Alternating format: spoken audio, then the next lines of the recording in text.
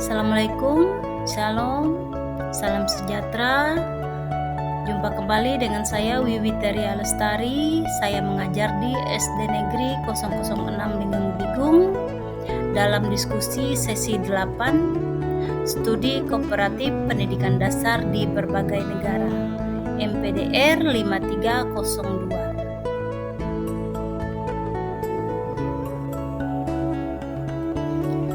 Dengan mempelajari sistem pendidikan negara lain, kita dapat membandingkan kekuatan, kelemahan sistem pendidikan di Indonesia yang pada akhirnya setiap guru dapat berperan dalam meningkatkan pendidikan di Indonesia.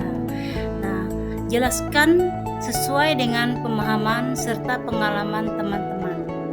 Pada sesi ini kita mendapat 3 pertanyaan. Yang pertama, menurut Anda, apakah sistem, jenjang, dan struktur persekolahan serta kebijakan pengelolaan pendidikan dasar di negara ASEAN dan Asia Pasifik memiliki persamaan dalam implementasi pendidikan yang Anda rasakan di lingkungan sekolah Anda? Saat menjawab dan berdiskusi, tulislah nama sekolah dan daerah Anda. Diskusikanlah dengan sesama rekan Anda di kelas tuntun ini. Selanjutnya kita akan menjawab pertanyaan 1.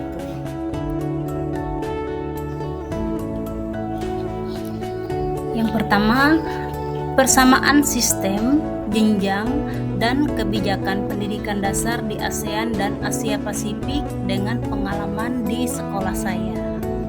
Saya mengajar di SD Negeri 006 Linggang Bigung, Kabupaten Kutai Barat.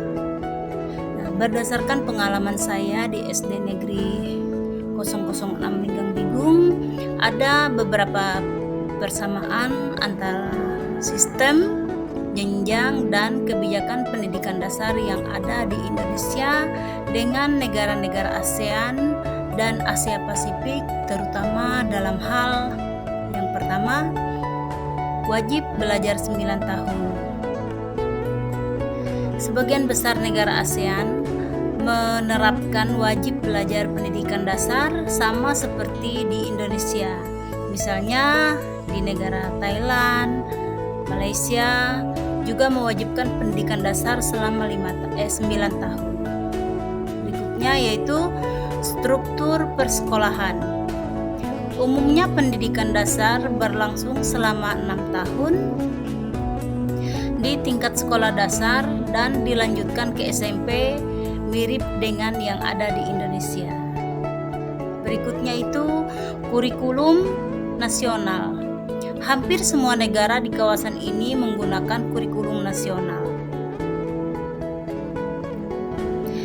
yang ditetapkan pemerintah pusat meskipun ada penyesuaian lokal. Selanjutnya yaitu peningkatan mutu guru. Ada upaya meningkatkan kualitas guru melalui pelatihan-pelatihan dan juga sertifikasi baik di Indonesia maupun di negara-negara tetangga. Dan yang terakhir yaitu pengelolaan sekolah. Nah, banyak sekali negara mulai menerapkan manajemen berbasis sekolah, school-based management, untuk meningkatkan otonomi dan partisipasi masyarakat.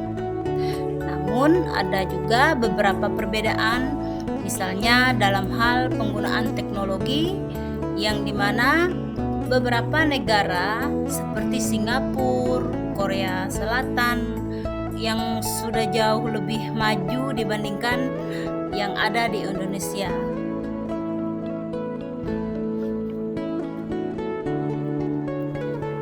Selanjutnya kita akan membahas hasil analisis artikel pengayaan sesi 8. Artikel pendidikan dasar dan era pasar bebas ASEAN. Apa saja yang perlu dipersiapkan? Menyoroti beberapa hal penting. Yang pertama, tantangan globalisasi dan pasar bebas. Nah, pendidikan dasar harus mampu menyiapkan siswa menghadapi persaingan global, terutama setelah diberlakukannya masyarakat ekonomi ASEAN yang membuka arus barang, jasa, dan tenaga kerja antar negara ASEAN. Yang kedua, pentingnya kualitas lulusan. Lulusan pendidikan dasar harus memiliki kecerdasan intelektual, emosional, spiritual, teknologi informasi, dan kepedulian lingkungan supaya mampu bersaing di era global. Dan yang ketiga, perubahan karakter siswa. Anak-anak sekarang sudah memiliki akses informasi yang sangat luas sejak dini, sehingga pendekatan pembelajaran harus berubah dari sekedar transfer pengetahuan menjadi pengembangan karakter, kreativitas, dan kemampuan berpikir kritis. Dan yang keempat, tentang krisis nilai dan tantangan etika.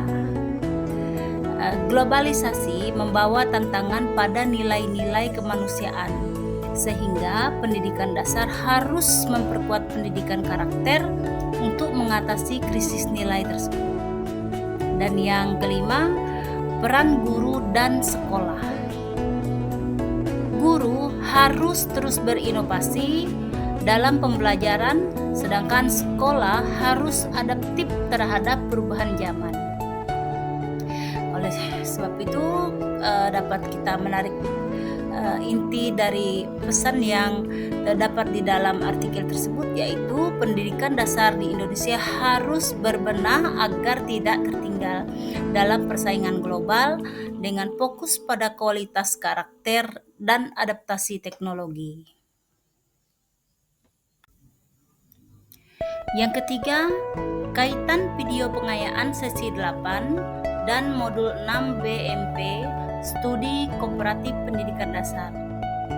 Isi video sesi 8 menyoroti bagaimana negara-negara ASEAN dan Asia Pasifik mengelola pendidikan dasar mereka, serta tantangan dan inovasi yang mereka lakukan.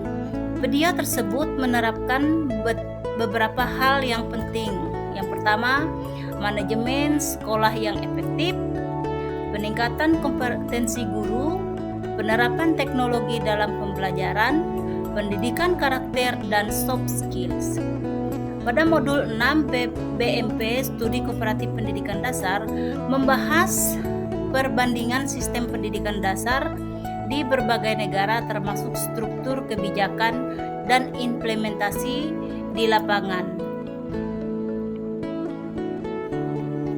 Modul ini menekankan perlunya Indonesia belajar dari negara lain, terutama dalam hal penerapan kurikulum berbasis kompetensi, penguatan pendidikan karakter, peningkatan partisipasi masyarakat, dan pengelolaan sekolah yang transparan dan akuntabel.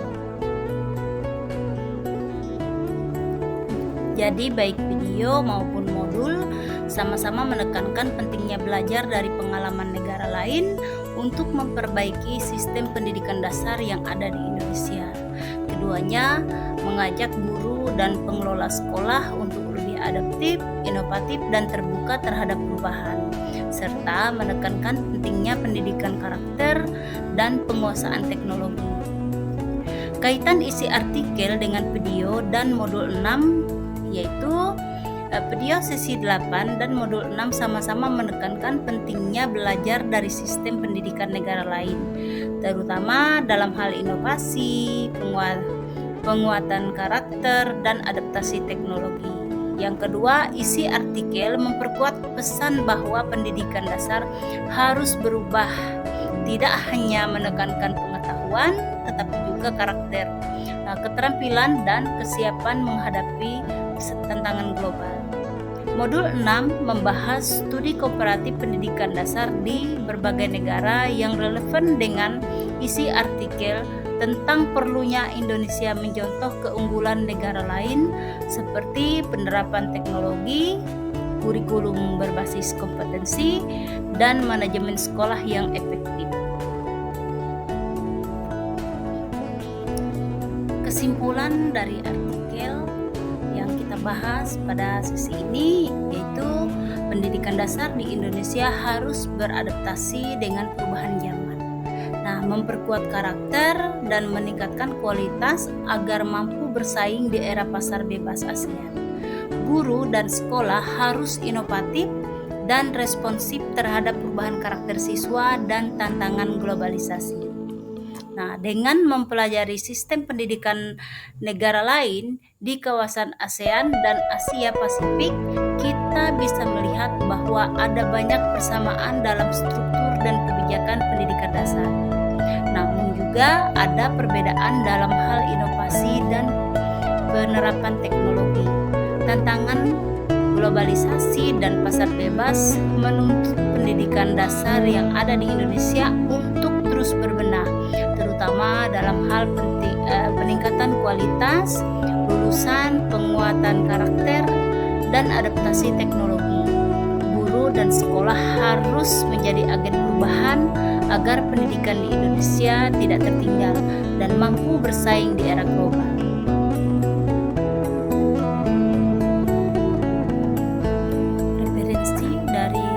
Diskusi sesi 8 kali ini yaitu artikel pengayaan sesi 8 pendidikan dasar dan era pasar bebas ASEAN. Yang kedua, video sesi 8 dan modul 6 BMP studi kooperatif pendidikan dasar di berbagai negara. Dengan memahami isi artikel, video, dan modul, kita semakin sadar bahwa tantangan pendidikan dasar saat ini bukan hanya soal pengetahuan, tetapi juga karakter, teknologi, dan daya saing global. Guru dan sekolah harus terus berinovasi supaya lulusan pendidikan dasar Indonesia siap menghadapi era pasar bebas ASEAN dan perubahan abad 21.